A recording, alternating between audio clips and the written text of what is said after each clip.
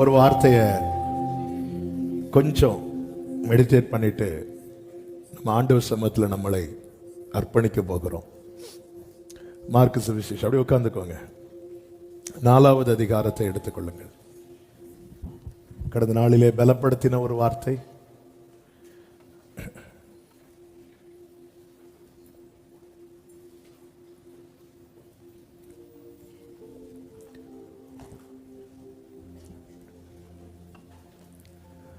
Mark சுவிசேஷம் 4வது அதிகாரம்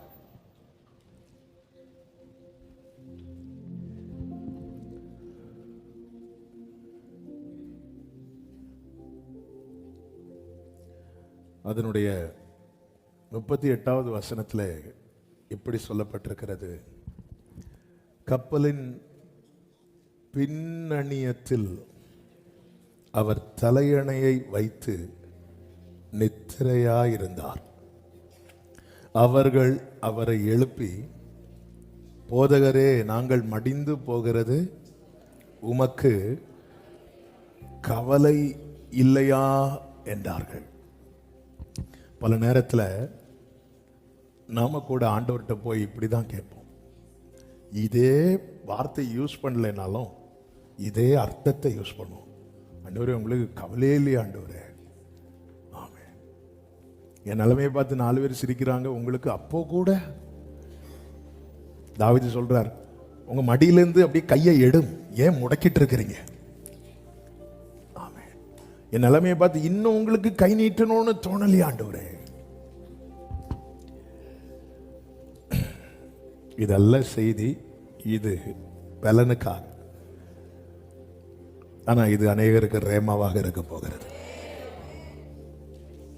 அந்த போட்டில் வேதம் சொல்லுகிறது 36வது வசனத்தில், அவர் படவில் இருந்தபடியே அவரை கொண்டு போனார்கள்.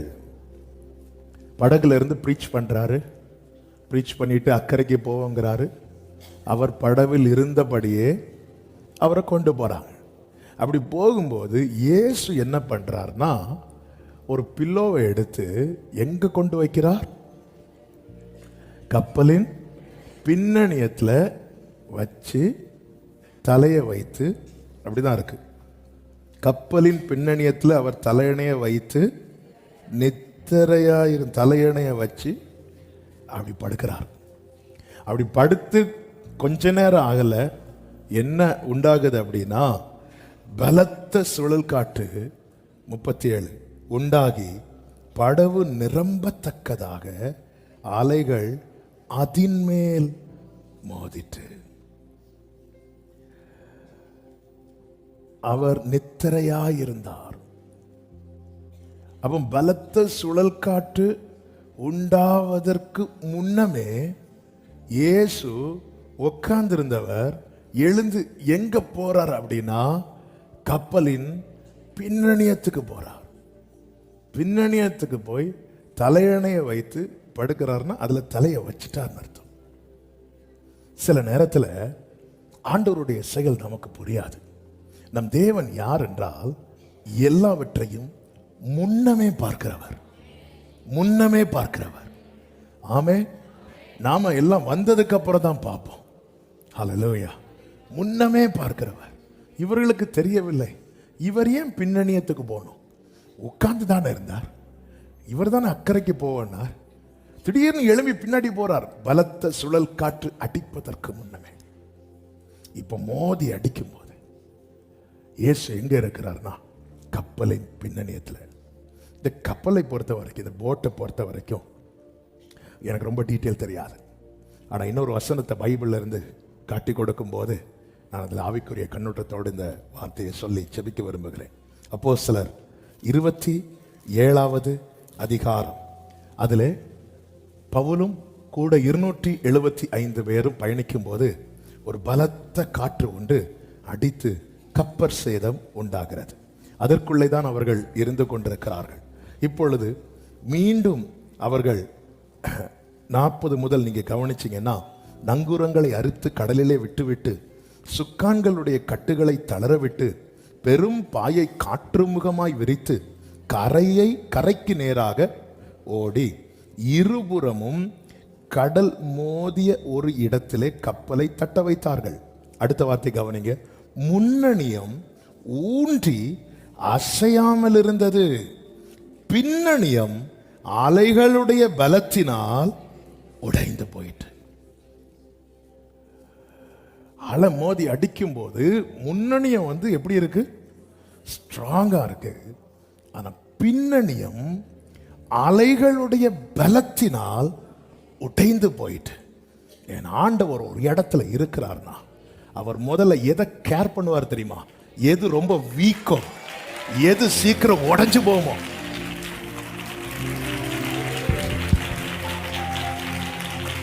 ஹல்லேலூயா. உங்க வீட்டுல நீங்க தான் ரொம்ப பலவீனமா இருக்கிறீங்களா? அவர் உங்க விஷயத்துல தான் முதல்ல தலையிடுவார். ஆமென். அவர் பலமுள்ளவைகளை வெட்கப்படுத்த பலவீனமானவைகளை நல்ல கையை தட்டி தேவனுக்கு மகிமை.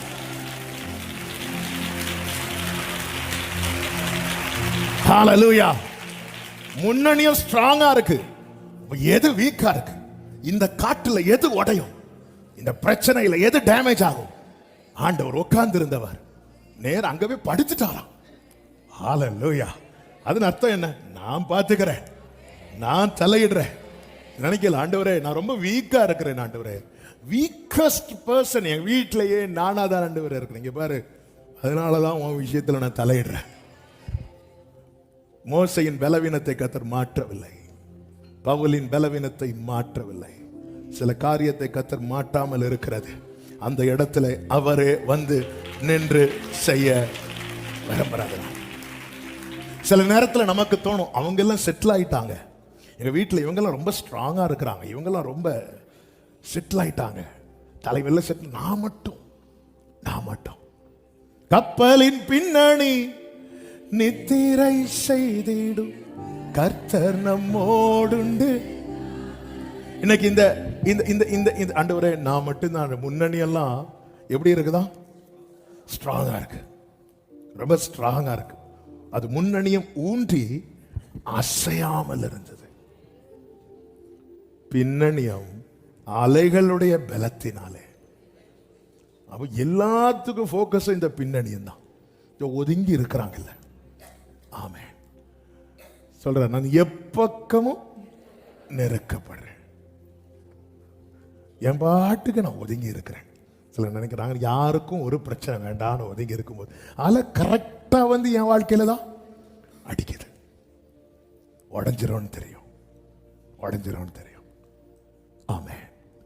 ஆண்டவருடைய தலையீடு நம்முடைய வாழ்க்கையில இல்லாம இருந்திருந்தா, உங்க வாழ்க்கையில் அடித்த காற்றையெல்லாம் கொஞ்சம் நினைத்து பாருங்க. முன்னணியம் போல இன்னும் நம்ம ஊன்றி கட்டப்படாமல் இருக்கலாம், இன்னும் செட்டில் ஆகாம இருக்கலாம். ஆனாலும் இன்னும் இந்த படகு உடையல.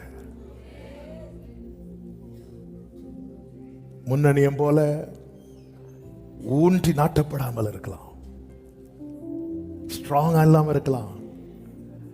நான் பட்ட கஷ்டத்துக்கெல்லாம் பலனம் பார்த்தாச்சு, அப்படி ஒரு நிலைமை கூட இல்லாம இருக்கலாம். ஆனாலும் அலைவுபட்டது இன்னும் இந்த பின்னணியும் உடையல. எத்தனை பேர் சொல்ல முடியும்? அப்ப ஒரு காரியம் இன்னைக்கு உறுதியாகுது. என்ன? என் விஷயத்துல ஆண்டவர் தலையிட்டுட்டார். நம்புறவங்க மட்டும் நல்ல கையை தட்டி ஒரு விஷயம், இன்னும் என் வாழ்க்கையில நிறைய அலை அடிச்சிருக்குன்னு சொல்றவங்க மட்டும் அப்படி வெக்கப்படாம கை தூக்குங்க. எனக்கு தெரியும் எல்லாரும் கை தூக்குவீங்க. ஆமென். சிலர் எதுக்கு தூக்குறோன்னு பரவாயில்ல, தூக்கிவோங்க.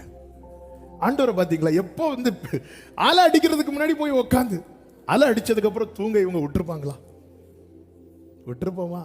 விட மாட்டோம். ஆண்டவர் இப்படி பார்த்துட்டே இருக்கிறார். அப்போ என் வாழ்க்கையில் ஒரு அலை அடிக்குதுன்னா, அலை அடிக்க போறதுக்கு முன்னாடியே ஆண்டவர் ஒண்ணு செய்யறார். அது எனக்கு தெரியல, ஆனா அப்படி செய்யறதுனாலதான் இன்னும் இந்த படகு உடையல. அலைய அடிக்கிறது ஆண்டவருக்கு தெரியும். அதை அடிக்காம ஆண்டவரால காக்க முடியுமா? முடியும். அப்ப அலைய தேவன் அடிக்க அனுமதிக்கிறார்னா ஒரு காரியம் அதுல தெரியுது, என்ன? அவர் அங்க வர விரும்புறார். 7 மடங்கு அக்கினியை அனுமதிக்காம கர்த்தரால சாத்ராக் மேஷாக் ஆபேத்நேகோவை காக்க முடியுமா? முடியும். அப்படி இருந்து அனுமதிக்கிறார்னா அவரும் அங்கே வந்து இருக்க விரும்புறார். அல்லேலூயா. இவங்க பார்த்ததெல்லாம் ஆமென் கொந்தளிப்பு. ஆனா இயேசு அவர் உட்கார்ந்து இருக்கிறபடியே உட்கார்ந்து இருக்கிறார். பிரீச் பண்ணிட்டு அப்படியே தூக்கிட்டு போறாங்க. ஆண்டவர் பார்த்தார். ஆமென். பில்லோவை தூக்கி பின்னணியத்துல போட்டு. ஆமென். சிலர் வந்து இருப்பாங்க பாருங்க, எல்லாத்தையும் தூக்கிட்டு வந்துட்டீங்கன்னா கொஞ்ச நாள் உங்க வீட்டில் தான் தங்க போன, நமக்கு இடியே விழுந்தது போல இருக்கும். ஆண்டவர் வருவார். ஆண்டவர் வருவார் வந்து பின்னணியத்தில். ஆமாம். ஆண்டவர் முன்னணி ரொம்ப ஸ்ட்ராங்கா இருக்கு.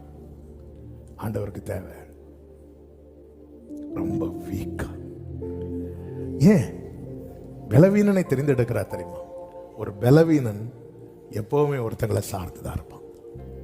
அதனாலதான் பவுல் எப்பவுமே கிருபையை சார்ந்திருக்கிறார். இந்த பின்னணியத்தை கர்த்தர் தெரிந்தெடுத்ததுனால வாழ்க்கையில் எத்தனை ஒவ்வொருத்தரா வந்து பிரச்சனைகளை சொல்லுவாங்க, போராட்டங்களை சொல்லுவாங்க. ஆமே. சில வந்து சொல்லுவாங்க. கடந்த நாள் ஒரு சகோதரர் வந்தார், வந்து ஆபீஸ்ல கேட்டிருக்கிறார், இன்னைக்கு எனக்கு பாஸ்டரை பார்க்கணும், ஏன் பார்த்துட்டு நான் சூசைட் பண்ண போறேன். அவ்வளோ பிரச்சனை, எல்லாருக்கும் அவ்வளோ நெருக்கம். ஆனா இன்னும் இந்த படகு உடையாம இருக்குன்னா என்னை கேட்கிற எங்க இருந்து யார் கேட்கறீங்கன்னு தெரியல. நேற்று இரவில் இந்த வார்த்தையை கர்த்தர் காண்பித்தார். ஒரே ஒரு கேரண்டி, உங்க விஷயத்துல அவர் தலை போட்டுட்டார். உங்க விஷயத்துல கர்த்தர் தலையிட்டு விட்டார். நம்புறவங்க நல்ல கைகளை தட்டி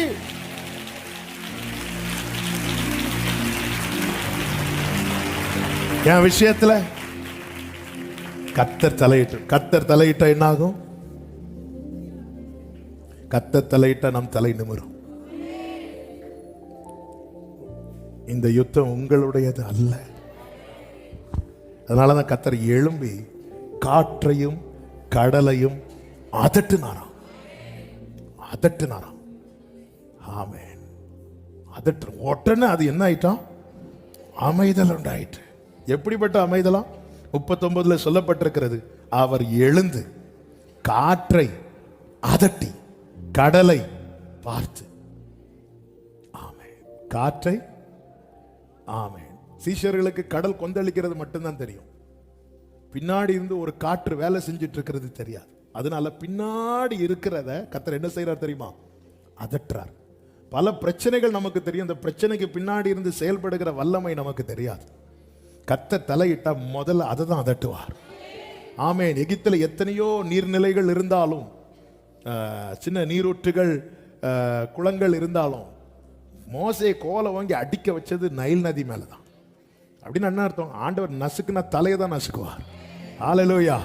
எடுத்தது முன்னாடி கடல் கடல் கொந்தளிக்குது தெரியுது, மோதி அடிக்குது, இந்த பிரச்சனை மட்டும் தான் உனக்கு தெரியுது, உன் கண்ணுக்கு தெரியாத ஒரு பிரச்சனை வெளியே இருக்கு. கர்த்தர் எழுந்து என்ன செய்யறாருன்னா முதல்ல அதை அதட்டி, அதுக்கப்புறம் கடலை பார்த்து, ஏய் இறையாதே, அமைதலாயிரு. வேதம் சொல்கிறது, அப்பொழுது காற்று என்ன ஆயிட்டான்? அப்படியே நின்று போயிட்டான். மிகுந்த அமைதல் உண்டாயிற்று. மிகுந்த 5:1 சொல்லப்பட்டிருக்கிறது, பின்பு அவர்கள் கடலுக்கு அக்கறையில் உள்ள கதரேனருடைய நாட்டில் பின்பு பின்பு. ஆமா, என் விஷயத்துல ஆண்டவர் தலையிடுகிறார். அதை நான் எப்படி நம்ப? உங்க வாழ்க்கையில் அடிச்ச காற்றுகளை திரும்பி பாருங்க. இன்னும் சேதமா ஆகாம கிருபையாய் காக்கப்படும். ஒரு விஷயம் அப்படியே கண்களை மூடி, முடிஞ்சா முழங்கார் படிட்டு, அல்லது எப்படி உங்களுக்கு வசதி அப்படி நீங்க தலையிடுறீங்க. ஆண்டவரே, நான் நம்புறேன், எந்த விஷயம் எங்க வாழ்க்கையில பெரும் கொந்தளிப்பா இருக்கு, அப்ப நீங்க பார்த்துக்கோங்க, பாண்டு விட்டுருங்க. பவுல் இருந்தாலும் இந்த பின்னணியும் உடையும், இயேசு இருந்தா மட்டும்தான் உடையாது. இந்த படகுல எத்தனை பேர் இருந்தாலும் நீங்க தலையிட்டீங்கன்னா என் வாழ்க்கை உடையாம இருக்கும். நீங்க தலையிட்டீங்கன்னா என் வாழ்க்கை. நீங்க தலையிட்டீங்கன்னா அப்படியே ஜெபம் பண்ணுங்க. ஒரு 5 நிமிஷம் அப்படியே ஜெபம் பண்ணுங்க. இயேசு உண்டு. ஆமென். நீங்க தலையிட்டீங்கன்னா அப்படி ஒரு மிகுந்த அமைதல், இன்னைக்கு அடிக்கிற இந்த கொந்தளிப்பு ஒரு மிகுந்த அமைதலாய் மாறும். ஆண்டவரே மிகுந்த அப்படியே ஜெபம் பண்ணுங்க. கர்த்தர் என் கூட தான் பேசினார் நிச்சயம் உள்ளவங்க. இந்த டைமை நல்லா யூஸ் பண்ணுங்க. உங்களுக்கு ஆண்டவர் சமயத்தில் நல்லா அழணும்னு தோணுச்சுன்னா நல்லா அழுங்க. மனம் விட்டு பேசணும்னு தோணுச்சுன்னா மனம் விட்டு பேசுங்க. நீங்க தலையிட்டீங்கன்னா என் குடும்பம் நல்லா இரும்பா, இந்த கொந்தளிப்புக்கு என் குடும்பம் தப்பு வைக்கப்படும்பா, இந்த காற்றுக்கு என் குடும்பம் சிதறாம இருக்கும்பா. நீங்க தலையிட்டீங்கன்னா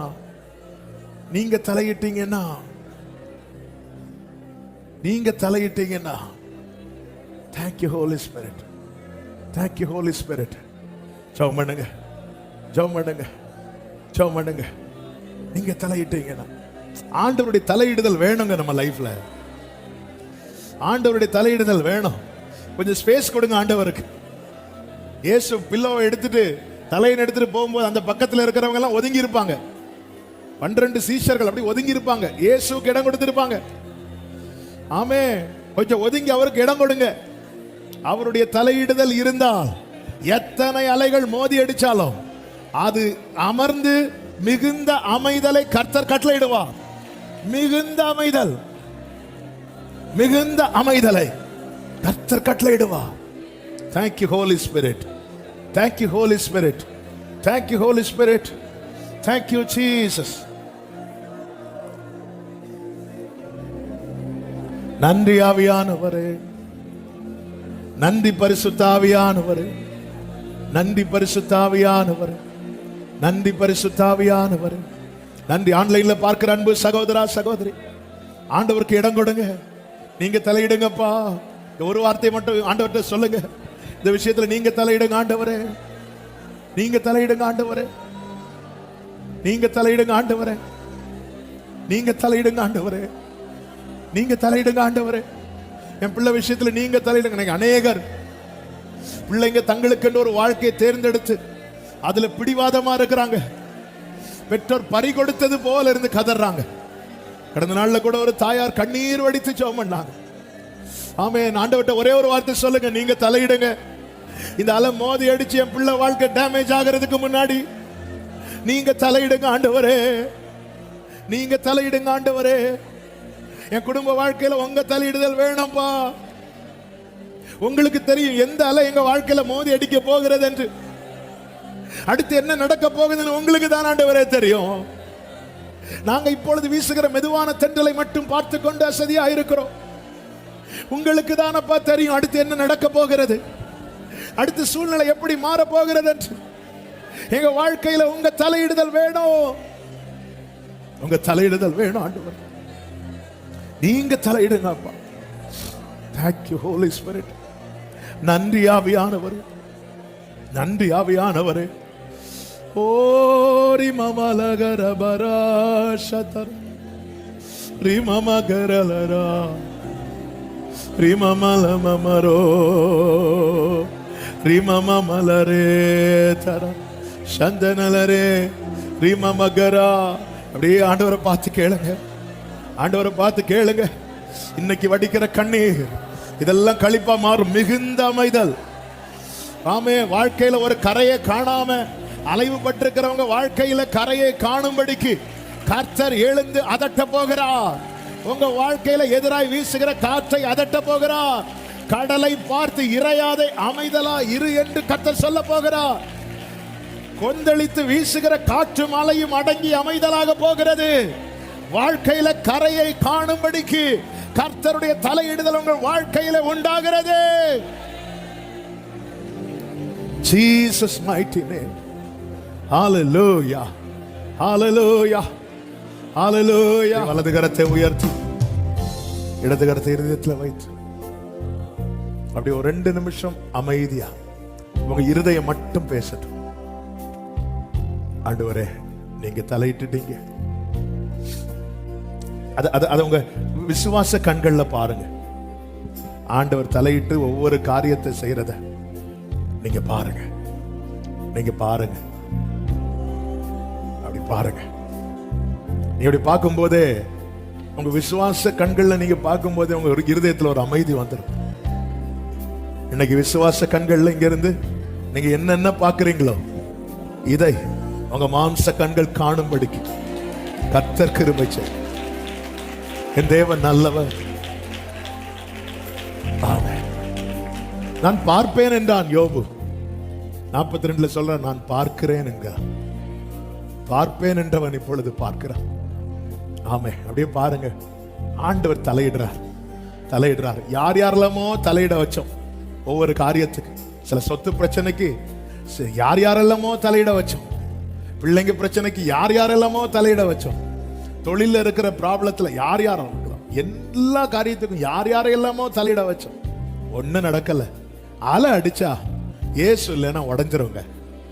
ஆண்டவர் இன்னும் நம்ம விஷயத்துல அவர் உண்மை உள்ளவரா இருக்கிறார். அவர் போதுமானவரா இருக்கிறார். கர்த்தரை நம்புங்கள். கர்த்தராகிய யெகோவா நித்திய கன்மலையாய் இருக்கிறார். நல்ல கரங்களை தட்டி தேவனுக்கு மகிமை செலுத்துவோம். ஆமென்.